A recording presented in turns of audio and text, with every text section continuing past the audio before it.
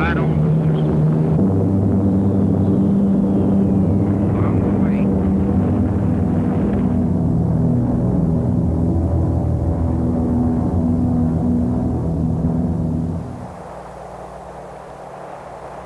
This rusting scrap in Alaska is what remains of an anti-aircraft gun that was nothing less than the center of the universe for its Japanese crew from June of 1942 to July of 1943. Here on Kiska and on the island of Attu, 200 miles to the west, Japanese forces grabbed a toehold in North America. Never since the War of 1812 had an invading nation held territory on the American home front. That confrontation brought thousands of Americans, Canadians, and Japanese north to fight in a place which didn't even exist in the minds of their countrymen. Many died here. All who came were marked forever.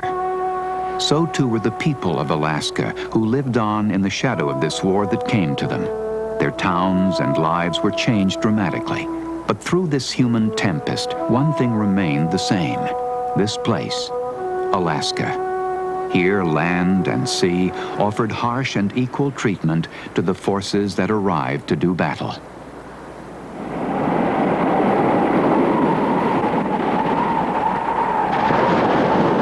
World War II came to Alaska in the early days of the clash between Japan and America, and the territory offered an inhospitable welcome.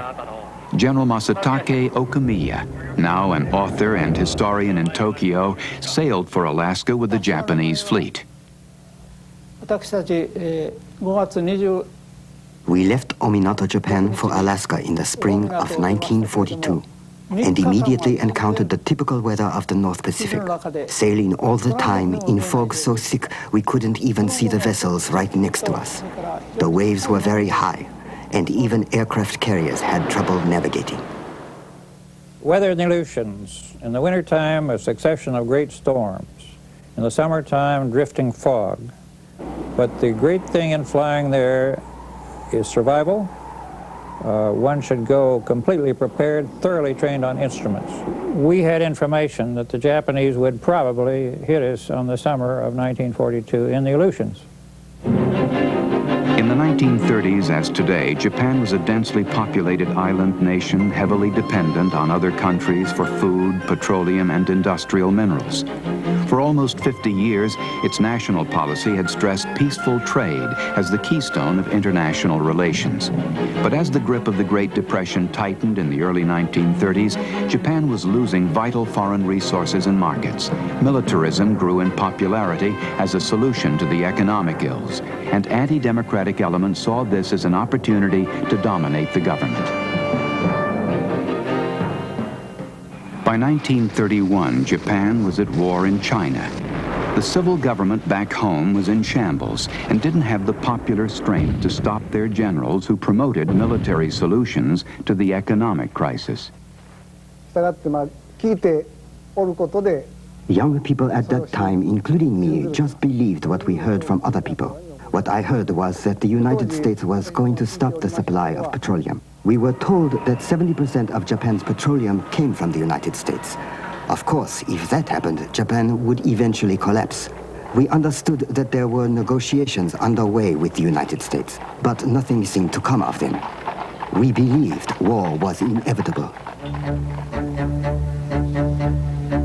By 1939, the sad possibility of war also began to color life in remote and vulnerable Alaska. President Roosevelt sent a new territorial governor to Juneau that year, Ernest Greening.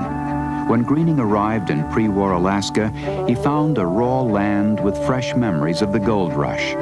Most of the territory's population of about 70,000 lived in southeast Alaska, where fishing and hard rock mining were the mainstays. Except for a railroad from Tidewater to Fairbanks, transportation off the coastal shipping lines was by small bush planes and dog teams. Roads were virtually non-existent. Alaska's native peoples, the Eskimos, Indians, and Aleuts, far outnumbered Caucasian settlers. Schools and health facilities were inadequate even in the larger towns. In the villages of Bush, Alaska, tuberculosis raged. The salmon and mining industries were run from New York, Chicago, and San Francisco, and they called most of the shots for Alaska like feudal lords. President Roosevelt knew Greening as a man of proven intellect, integrity, and pioneer optimism. He was what the neglected territory needed, especially with the war approaching. Greening was an unlikely champion for a military buildup, a medical doctor and a distinguished journalist who had campaigned against U.S. gunboat diplomacy in Latin America.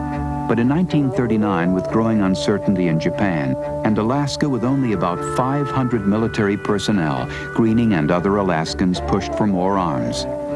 Greening found an ally in General Simon Bolivar Buckner, the new commander of the U.S. Army in Alaska. Buckner was single-minded in his drive to fortify Alaska. He improvised where he had to, and because time was precious, occasionally dispensed with some red tape. The buildup was in full swing in 1940 and 41, and the Army Corps of Engineers and civilian workers set a frantic pace. Captain Benjamin B. Talley arrived to oversee all military construction in Alaska. He and Buckner cut peacetime construction schedules in half. They built Elmendorf Airfield near Anchorage in 1 year instead of 2. Thousands of engineers, soldiers, and workers streamed north, and the simple fact of their migration brought astonishing changes to the primitive territory. Well, 1940, when they determined to build a base at Elmendorf, there was a terrific influx of people, both outsiders and Alaskans. People slept in shifts. They couldn't get housing or a place to stay. The hotels were always crowded. So even residents rented out rooms in their homes in shifts. 8 hours for one fellow, 8 hours for another, and 8 hours for someone else. Some of the fortunes we have in Anchorage today were predicated on the fact that people had cash during the war years and afterwards and invested it in land, and then, of course, later reaped enormous profits. Well, when we learned that the Army had selected Anchorage for headquarters, we were delighted not only for the economic boost that was coming, but first of all, the defense. There would be some defense of Alaska instead of leaving us totally exposed with no defense. We knew we were going to have all sorts of things happen. You can't defend the wilderness. You have to have roads, you have to have communications, you have to have all the things that we had sat here wishing that Alaska had, so you'd open it up and people could use it.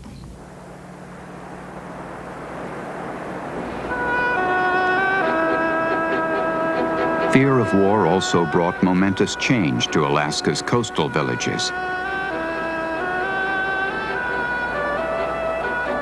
American engineers built artillery emplacements and major Navy bases at Sitka, Dutch Harbor, and here on the beautiful island called Kodiak. Hank Eaton remembers the coming of the American forces. Well, Kodiak was just kind of a sleepy little fishing village prior to the war. Fishing was the primary source of income for most of the men here. And then in the off seasons, they dug their gardens and chopped their wood and took care of the cows and this sort of thing. Made them self-sufficient, more or less. We weren't used to that high-pressure type of living. You had to get up at a certain time. The men that went to the base for jobs had to learn to use the clock, which they didn't before. You know, times went by seasons before, not by hours. So, yeah, the pace picked up. Everything changed. And for young Zenji Abe in Japan, the pace of change was fierce too. He went from teenager to bomber pilot in fairly short order. We were totally ignorant about the Americans at the beginning.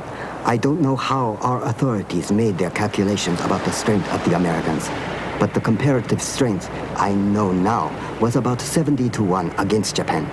But there I was, the youngest pilot at Pearl Harbor. It was my first combat, and I was very frightened. Electricity ran down my spine.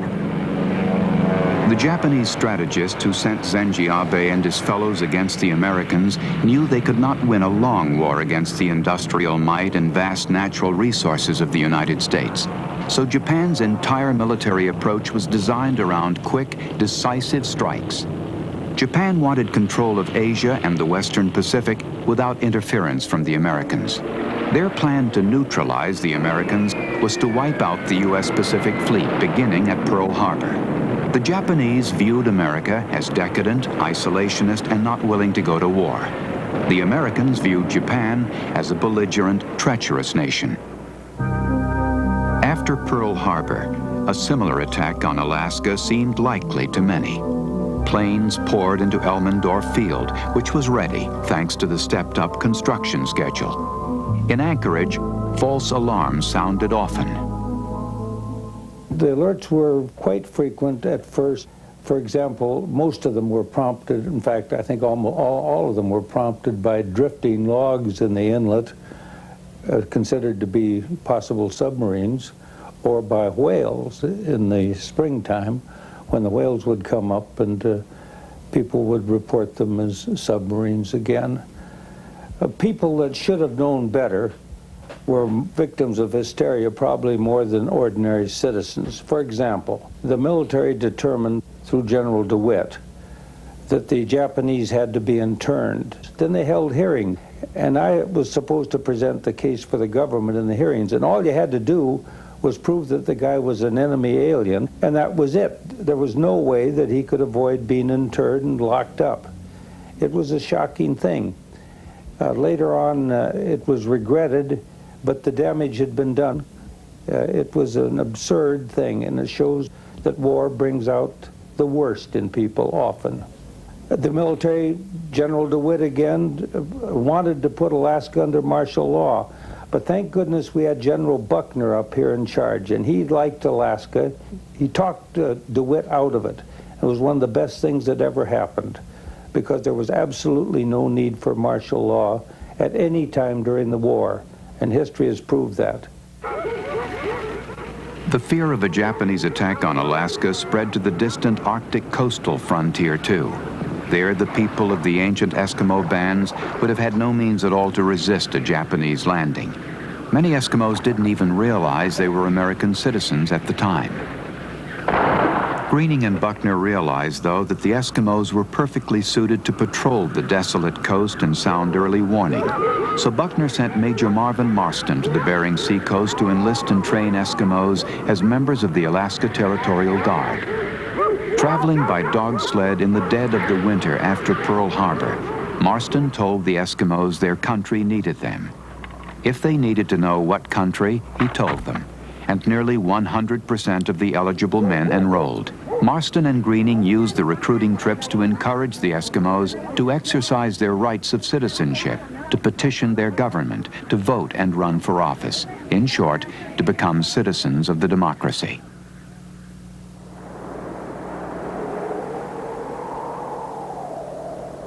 When the Japanese attack on Alaska came, it was not to the Eskimos' gentler beaches on the mainland, but to shores like this one in the Aleutian Islands. There are few sites suitable for harbors out here, so both invasion and defense were immensely complicated. But it was here the Americans continued their drive to fortify. In March 1941, the Corps of Engineers built an airfield on Umnak. To keep it secret, they planned an elaborate deception. We were right in the midst of the season when the air was just bursting with sounds for the fishermen getting ready to open the canneries and everything. So what was more logical than to pick a fictitious name, the Blair Packing Company, I believe it was, and that is the thing that we referred to in all of our radio messages and in all of our correspondence, and we did it so effectively that the Japanese, when they made their attack, didn't even know of its existence. The terrain on Umnak was a combination of soggy, grass-covered volcanic ash and sand, and it couldn't be paved. But you could not depend upon landing. In fact, you couldn't have landed on it under snow conditions and under rainy weather and that sort of thing. We had to have a field that was good 24 hours a day the year round. So for the first time under field conditions, the Americans used an interlocking system of perforated steel sheeting called Marsden matting. Talley's Navy counterparts bet him a case of French champagne the Corps of Engineers couldn't build the Umnak airfield in 2 months, but they worked around the clock, and after the site was graded and treated, they laid 80,000 pieces of Marston matting to finish before the 60-day deadline. On April 1st, 1942, American planes could land at Umnak. That night I sent a radio to Commodore Parker, who was in charge of the naval operations at Kodiak, and I said, "Make mine Moe." The attack for which the Americans were preparing was set by their enemy for June 3rd, 1942. The Japanese raid on Dutch Harbor was part of a larger plan to finish off the U.S. Pacific Fleet at Midway. We sent 4 of our large aircraft carriers to Midway, and 2 small carriers were sent to the Aleutians as part of the same plan. We hoped that a diversionary attack on the Aleutians would draw part of the American fleet in that direction. Then our main force would destroy their fleet and take Midway. In the Aleutians, we planned to attack Dutch Harbor, then occupy Attu and Kiska. We wanted air bases in the Aleutians and on Midway, so we could intercept any American airplanes trying to attack Japan. The main Japanese force stood ready near Midway under the command of Admiral Isoroku Yamamoto, one of the great geniuses of naval warfare. His plan was sound, his fleet superior in numbers. But Yamamoto did not know that the Americans had broken one of his radio codes.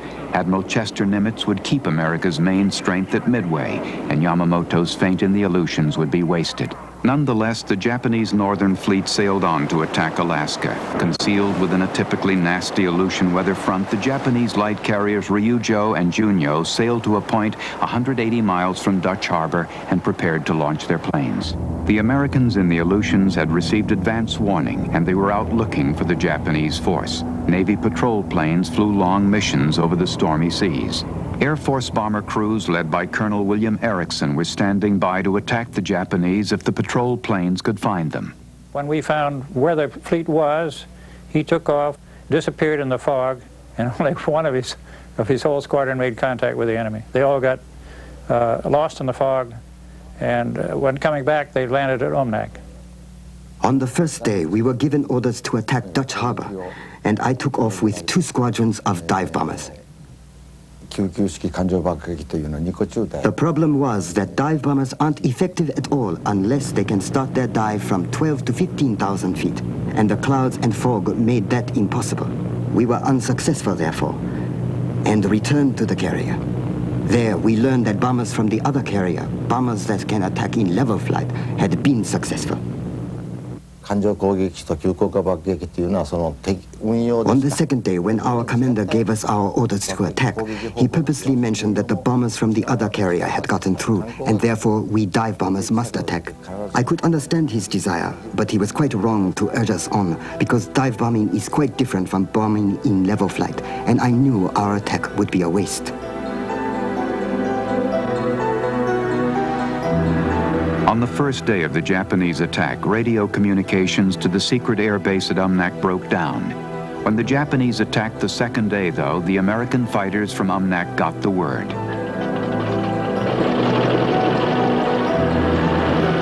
They caught up with the Japanese returning to their carriers. I was at first happy because I thought I had run into our own fighters coming out to meet us. Then I saw they were American fighters. 2 of my veteran pilots lost their lives during the dogfights, and we lost others in the sea because their fuel tanks were shot up. They crashed, shouting "Banzai" to the Emperor over their radios. Returning to our carriers, there was no time for celebration of our attack on the Americans, because as the squadron leader, I had to write letters of sympathy to the families of my lost comrades. The Americans on the ground also lost comrades at Dutch Harbor, 25 of them. But though Japanese bombs set fires blazing, only some gas tanks, several buildings, and an old transport ship were damaged. At 6 o'clock in the morning, there was a lot of gunfire and bombs exploding and one heck of a lot of noise. There was a fire over at Fort Mears. There were 3 columns of smoke going up in the air. And I got my prisoners in I was making a bomb shelter, and I got them in the hole. and a Zero flew over the beach about 150 feet out over the water. I shot at him once when he was in the clear. The outcome at Dutch Harbor was inconclusive. Only the weather and terrain could claim clear victory. But at Midway, where the main battle had taken place, Japan suffered a terrible defeat. Yamamoto lost 4 of Japan's 6 carriers, along with 332 planes and a third of Japan's pilots. Midway was the turning point in the Pacific War, and Japan would never recover. And because the Japanese lost so badly at Midway, the troops who landed in the Aleutians a few days after the attack on Dutch Harbor were told to dig in. The propaganda value of holding American soil in the Aleutians became immense.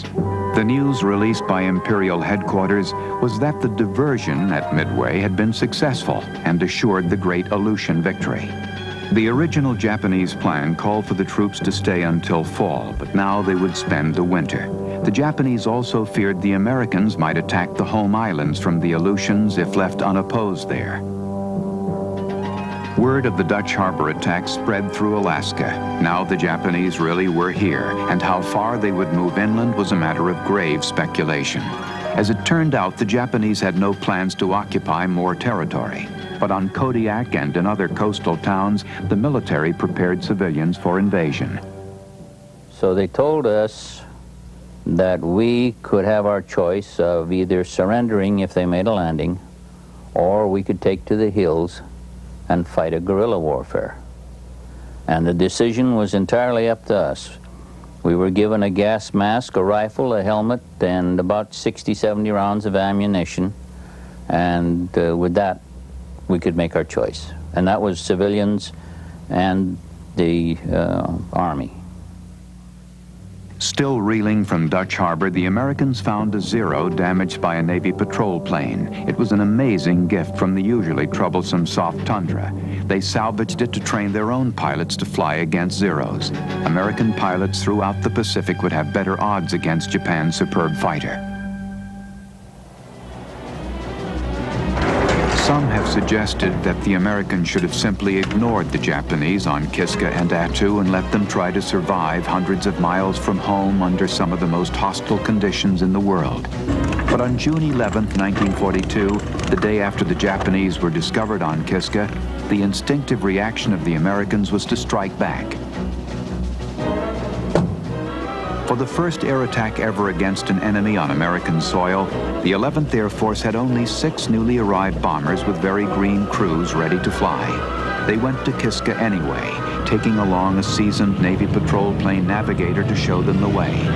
From their base at Cold Bay, the young men flew the 1,200-mile round trip to bomb the new enemy, perhaps to die.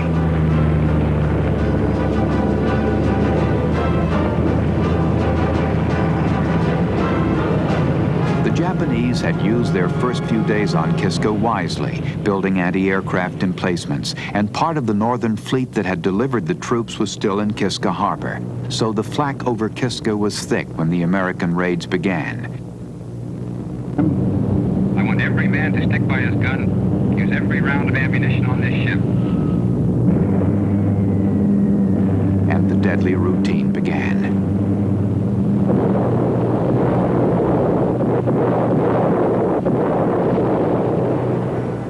While the Air Force scurried to get more bombers ready to attack Kiska, a heroic wing of Navy patrol planes kept the pressure on the invaders at great cost.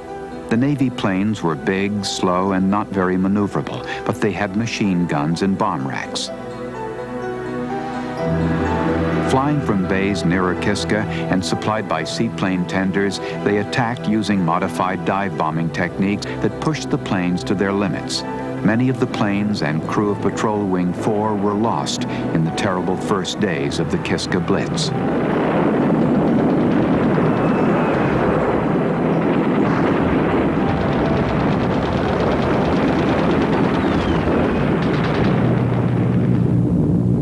When the heavy bombers of the 11th Air Force were ready to strike with strength, the Americans frantically but methodically rained tons of bombs on the Japanese. Erickson and his crews flew mission after mission, often with little or no sleep. Eric, with his dog Scooch and his wonderful squadron and his morale, and he was a fantastic fellow. Eric was a fighter primarily, and he didn't give a damn about much else. His idea was closing with the enemy and getting at him. As a plebe at West Point, Erickson had written the Army fight song, and in the Aleutians he wrote insulting jingles which he broadcast on his radio to taunt the Japanese during bombing runs. The Japanese soon recognized his voice and returned his taunts with cries of "Eric, we'll get you." Day by dangerous day, this would be their war.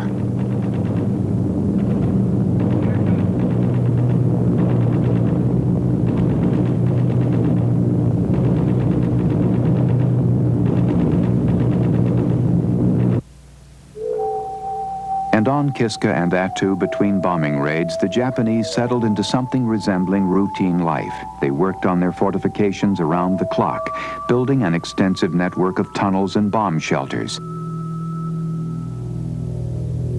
They built dugout huts with camouflaged sod roofs, reminiscent of traditional Aleut dwellings.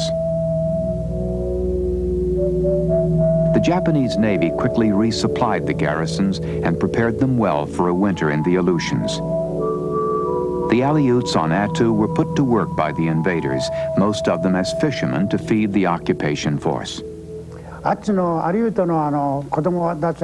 remember well the little children on Attu. They looked so much like us. The only difference was the language, but gestures were quite sufficient to understand. They tried to teach us how to live there. They showed me how to catch sea urchins to eat, how to open the shell and get at the inside. The Japanese finally took the Attuans to Hokkaido, Japan. There they were put to work, guarded loosely by civilian police and paid for their labor. They were not treated at all like military prisoners. Still, 24 of the 42 Attuans died in Japan, most of dormant tuberculosis they carried with them from Attu and activated by the stress of strange surroundings and diet. As a safety precaution, the Aleuts from other islands were soon evacuated by the Americans. For several months, the Americans had been aware of the threat a Japanese invasion posed to the Aleuts, but no one took the responsibility to relocate them until the frantic days after the Dutch harbor attack. So with only a few hours' notice, they became the first American war refugees since the Civil War. They were taken to abandoned canneries in southeast Alaska, 2,000 miles from their Aleutian home. In the rush, the most basic needs of the Aleuts were overlooked, and many died in the cold, wet camps. In all that 200 people, we got 3 outside toilets over the dock and 2 faucets running water outside. And every winter come with the water frozen, no water, so we got to go out of the bay. It was about a mile wide. We used a skiff, go over there and pack water all day long sometime for all that 200 people there. My boy got sick. And I went to nurse. She gave me some oranges to give him, that's all. That was all. No medicine, nothing. He was so happy to go to school that winter. And he didn't make it because of the death. And there was other people died there too. And those who have TB, they sent it down to Tacoma, Washington. So they didn't come back.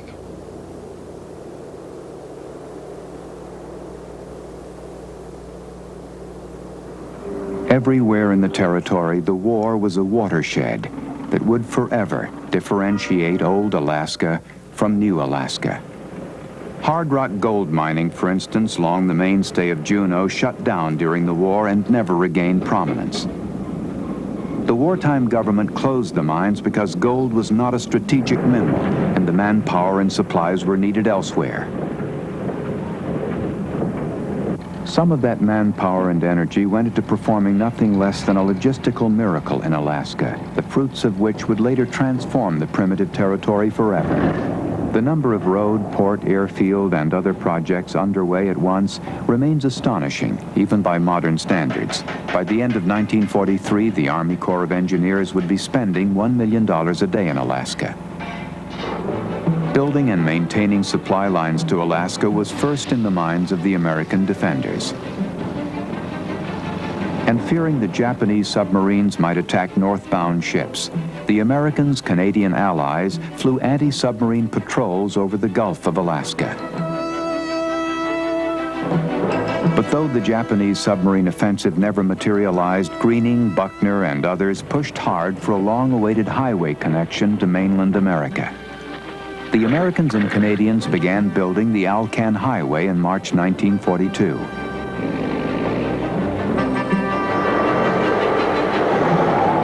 In just 8 months, 10,000 men cut 1,645 miles of Pioneer Road. The Alcan cost $138 million and was built through the northern wilderness under conditions that included truly frightening infestations of mosquitoes in summer and -60-degree temperatures in winter.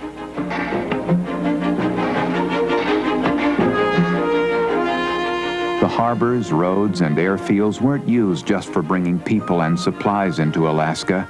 New routes through the territory were a backdoor for supplying ships and planes to the Soviet Union for the Allied war in Europe. Here at Cold Bay, at the eastern tip of the Aleutians, ships and supplies were delivered to the Soviets as part of the Lend-Lease program to keep them supplied to fight Germany.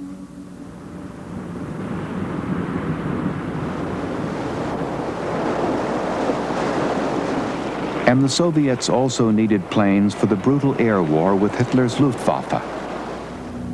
So 8 airfields along the Alcan Highway were links in the Alaska-Siberia route for ferrying nearly 8,000 airplanes to Russia.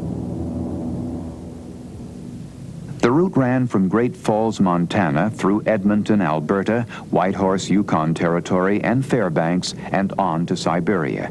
The alternative, a route through the Middle East, was far longer and nowhere near as safe from German detection or attack. With green pilots often at the controls on the Pioneer route to Fairbanks, it's a wonder only 133 planes were lost. For almost 2 years, Russian crews lived at the transfer point at Fairbanks to take over from American pilots for the final leg to Nome and across the Bering Sea.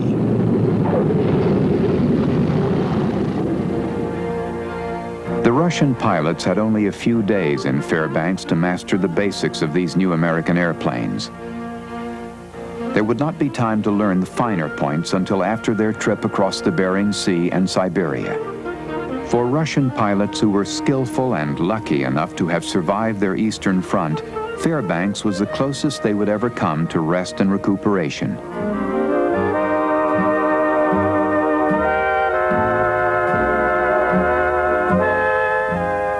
But once the paint dried on the new Red Stars, it was back again to the bloody battle on the Eastern Front. The night before the pilots were to take a fleet of planes out, or whatever they were called, after they had the Russian controls and the Red Star in the wing, a number of the stores would stay open at night, and they would buy all of the delicacies that they could find to take home. The stores would save all of the silk stockings for them. We went bare-legged. They would save all of the fancy furs, shoes. In the grocery stores, we even had a supply of caviar. The liquor store is the very finest. Fairbanks found new life in the wartime activity and the steady stream of people and goods that poured in over the busier-than-ever Alaska Railroad. The changes were very obvious in town. Additional people came in, and then the military coming in, of course. But generally, people were very anxious to improve their living conditions here, and people immediately kind of got over the feeling that they were going to make a stake and then leave. There was a definite permanence that could be felt in the city. The Americans continued to chip away at their unwelcome guests in the Japanese Aleutian fortresses. But the 1,200-mile round trip from Umnak to bomb Attu and Kiska was taking its toll, a number of planes lost to foul weather and overtaxed crews.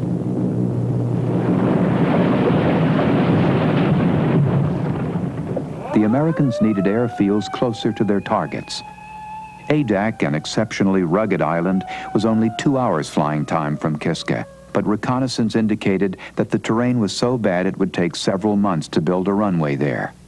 The airfield conditions there, the prospective sites were very, very poor.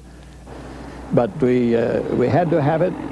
We found a lagoon which would be drained at every tide as the tide went out and be refilled, of course. We built a tidal gate across the front of it, automatic, so that when the water went out it would flow, and then when the tide came in it would not refill. And we had an airfield there which was operative in 2 weeks. The Americans were master builders. While they succeeded with ingenuity, skill, and a mighty transportation force, the Japanese staggered under the demands of far-flung operations and inadequate equipment.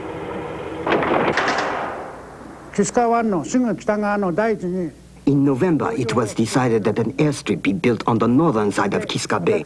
We were engaged in the airport construction, which was very simple, because all we had were picks, shovels, and pushcarts. While the engineers built runways and supply centers out the Aleutians, the American and Canadian navies worked at seizing control of the sea around the islands. The Japanese garrisons on Kiska and Attu were dependent on ships for their most meager existence, and interrupting the flow of supplies was a major priority for their enemy. American submarines, old World War I S-boats, patrolled Aleutian waters from a base at Dutch Harbor. The Navy's newer subs were in battle on other fronts, so in the remote Aleutians the sailors made do. S-boat interiors were cramped, cold, and dripping wet from condensation. And it must have been a terrible life trying to keep pressure on Japanese shipping from beneath that black, stormy ocean. The Americans achieved final dominance at sea in the Aleutians in a decisive battle 400 miles west of Attu off Russia's Komandorsky Islands. American Admiral Charles McMorris, his 2 cruisers, and a handful of destroyers intercepted a Japanese convoy off the Komandorskys on March 26, 1943. The Japanese Admiral Hosagaya was escorting the convoy with ships from his northern fleet, and his force outnumbered the Americans by 2 to 1. They fought for 3.5 hours in what proved to be the last major naval battle fought without aircraft carriers. The outnumbered Americans disabled Hosagaya's gunnery control aboard his flagship Nachi. McMorris's biggest cruiser, the Salt Lake City, was hit badly and went dead in the water. He hit her behind a smokescreen, and then, unbelievably, Hosagaya disengaged and began steaming back toward Japan. Hosagaya was low on ammunition and also feared an attack by U.S. land-based bombers from Adak, which by then had its airfield. His fear was unfounded, though, because on that day in freezing weather, the Americans' bombs at Adak were frozen solid to the ground. And that was really the last attempt, serious attempt they made, to run with strength a convoy through to the 2 islands. In February 1943, the Americans decided to bypass Kiska and attack Attu, 200 miles further west. Then Kiska would be completely cut off and much more easily taken. Against Attu and its 2,600 Japanese troops, America's Admiral Thomas Kinkaid sent 11,000 soldiers on 5 crowded troop transports, accompanied by 3 battleships, a light carrier, 6 cruisers, 19 destroyers, and many supporting ships. In May 1943, about 11 months after the Japanese occupied Kiska and Attu, they met their American enemy face to face in one of the bloodiest battles of the Pacific War. The main American assaults would come at Holtz Bay on the north side of Attu and Massacre Bay on the east. The plan was to drive the Japanese into Chichagof Valley in the middle and destroy them there.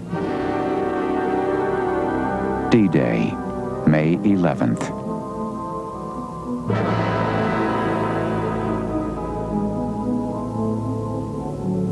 The American assault troops circled in landing craft, waiting for a thick fog to lift and reveal the beach.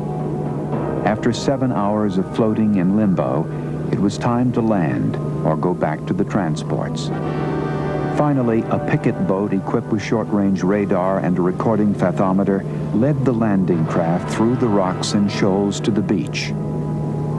The small armada ghosted along at a crawl on the gray surface until the picket boat skipper announced with his megaphone that the beach was 300 yards dead ahead. No one had seen the beach, but the landing was on.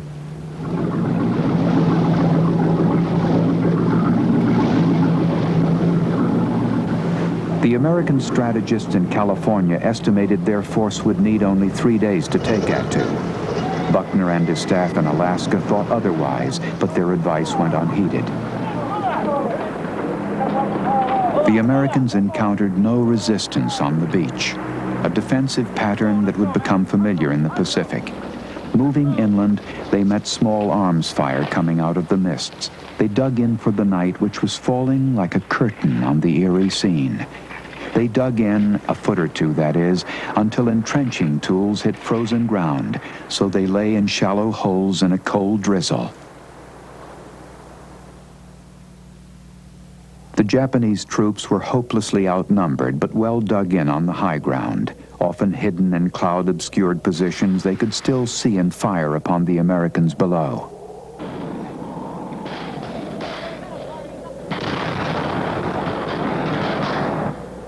More familiar with the miserable conditions on Attu, the Japanese took as allies the rugged terrain and freezing, foggy weather, but even they couldn't change the ultimate outcome.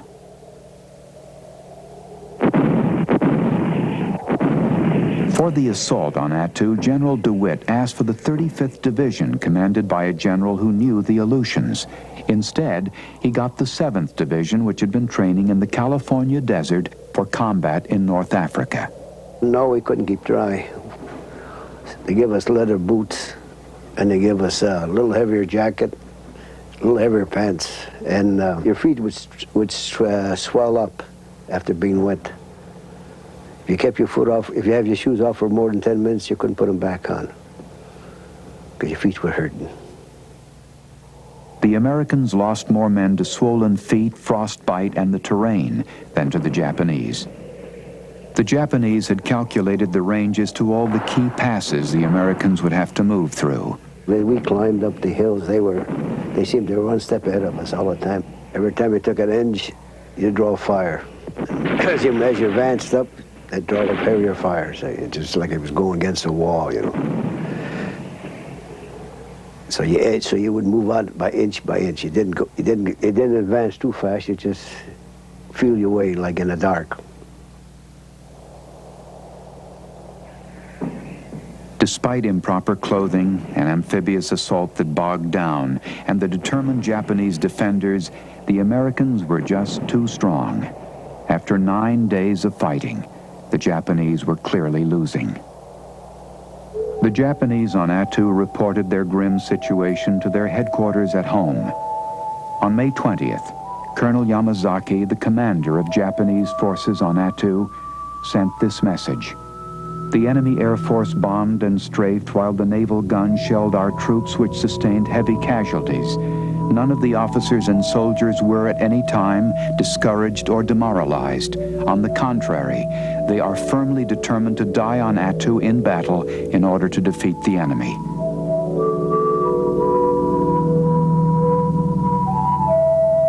The battle continued. After 2 weeks of combat, though, the Americans took the high ground on the rugged slopes and surrounded the Japanese. Colonel Yamazaki had fewer than 1,000 men, including his wounded. Forced to withdraw into Chichikov Valley, the Japanese had only one hope, and a slim one at that. A daring charge through here, the Americans' weakest point on the valley floor. Yamazaki hoped speed and momentum would surprise the Americans and allow him to break through. From there, Yamazaki could race that way through Clevisey Pass. Then he'd storm down to the beach where the Americans had stores of ammunition and food. The plan was desperate at best. On May 29th, the stoic Colonel Yamazaki sent the following message to headquarters in Japan. Most of our positions on the front line have been captured by the enemy, and today we barely are able to hold the remaining positions. The withdrawn force will attack the enemy and will display the true glory of the Imperial Army in carrying out the final attack. Yamazaki then ordered his code books and wireless sets destroyed, so we never received the reply. We received reports of your resolute determination and fine morale and were filled with deep gratitude. We wish you calm sleep as the pillar of the Northern defense. In the early hours of morning, under cover of darkness and fog, the Japanese made their charge. They scattered the first group of Americans they encountered. It looked as if they might make it until they came to a hill overlooking the pass to the beach, on top of which was the American engineer encampment, commanded by Major James Bush. They repeatedly charged the Americans' commanding position on high ground and were beaten back time and again by the heroic engineers until reinforcements arrived. Colonel Yamasaki was killed, sword in hand, during a final charge. With no hope of victory or escape, the scattered remnants of the Japanese force took their own lives. All but 29 of the 2,600 Japanese on the island died. Of the 11,000 Americans who fought there, 549 died and 1,148 were wounded. Kiska was alone now, the Americans near victory in the Aleutians. The 5,400 Japanese on Kiska had listened to the radio reports of the annihilation of the Attu garrison by obviously superior forces. Their time was near. They prepared for death. Toru Kobayashi was a chief quartermaster on Kiska. At that time, most of the Japanese thought it was a sacred mission to sacrifice your life for the country. But being newly married, it was a great dilemma for me, since my first son was born in January 1943. I was very glad about it, but I was worried also because I had not seen him and our situation on Kiska was becoming worse. About this time, we heard of the mass suicide on Attu. My diary shows a little song I wrote. All through the day, I am thinking of how to die. But then, isn't it pitiful to be thinking of the easiest way out? All hopes are gone, since the gods have abandoned Kiska. By the middle of June, the Japanese had laid plans for an evacuation by ship, but they needed luck to elude the dense American sea patrols. Then, on July 26th, part of the American fleet blockading Kiska gave chase after radar signals they believed could be a Japanese evacuation convoy. Because of darkness and dense fog, the Americans never made visual contact, though they fired dozens of salvos and burned up tons of fuel firing at the radar targets. No wreckage was found, and there is no Japanese record of their ships in the area. Most experts attribute the false signals to atmospheric conditions and limitations of radar in 1942. The American ships had to steam out of their patrol area to replenish their fuel and ammunition. While they were gone, the Japanese evacuation fleet, which had been hidden in rain and fog 400 miles away, steamed through to Kiska. We were just about desperate when at about 8 in the morning on July 29th, we were told that ships were approaching the bay. We had gone to the beach many times before then and not been saved. But this time, in the very thick fog, we saw ships approaching. They looked like phantoms. I looked around myself and saw that everybody's faces were flushed from joy and excitement. We all spontaneously shouted, "Banzai!" The survivors of the last garrison on Kiska still embrace the spirits of their comrades who died supplying the island and defending Attu. I believe it was the intervention of these 3,000 souls, as well as the souls of those who died on Atu.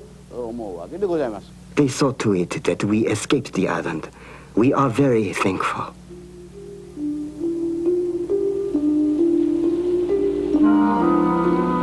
After the Japanese fled Kiska, the war continued relentlessly in the Aleutians. The Americans bombed the island for nearly 3 weeks after the evacuation, unable to verify that the island was uninhabited. The apparent lack of activity on Kiska might be another Japanese ploy. Word of the tenacious defense of Attu had spread through Alaska, and the invading force was taking no chances.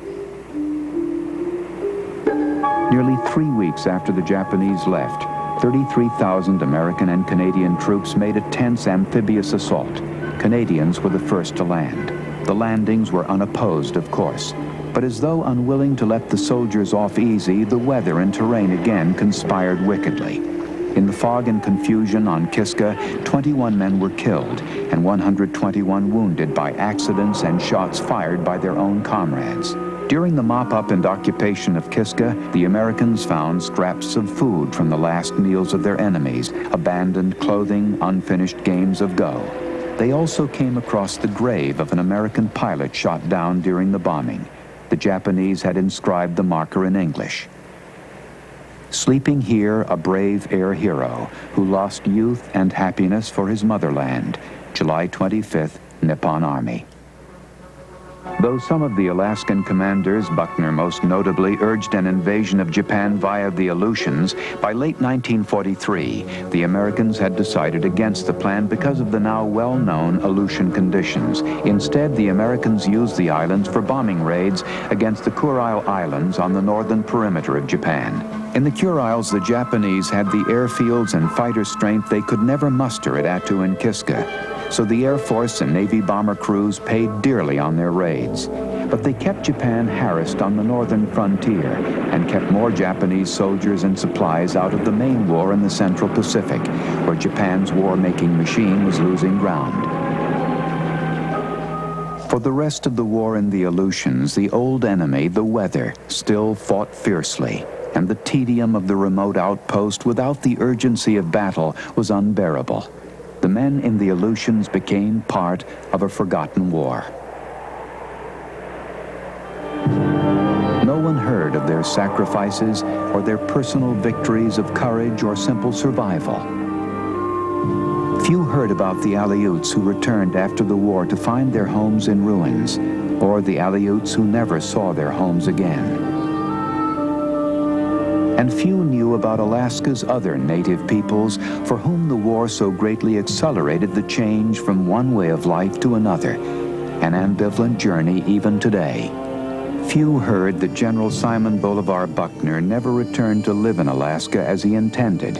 He was killed in the closing hours of battle at Okinawa. Few heard that Colonel William Erickson never made general in spite of his heroic fight. He was just too outspoken for his superiors. He died in 1966. Few know that survivors and relatives of the Japanese invasion of Alaska returned to the Aleutians every few years to honor the fallen from both sides. Some people heard of Ernest Greening. After statehood in 1959, Alaskans made him a U.S. Senator. In the Senate, he fought for human rights and against the Vietnam War.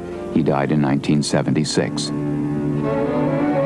And today, most people have heard of Anchorage and the oil boom that fired its recent growth. But not many realize that the sad and desperate years of war built so many of Alaska's roads, harbors, and airports, pulled Alaska from obscurity to national attention, and changed every town and every person. And Alaska, the land, the sea, after all the turmoil, this Alaska remains unchanged.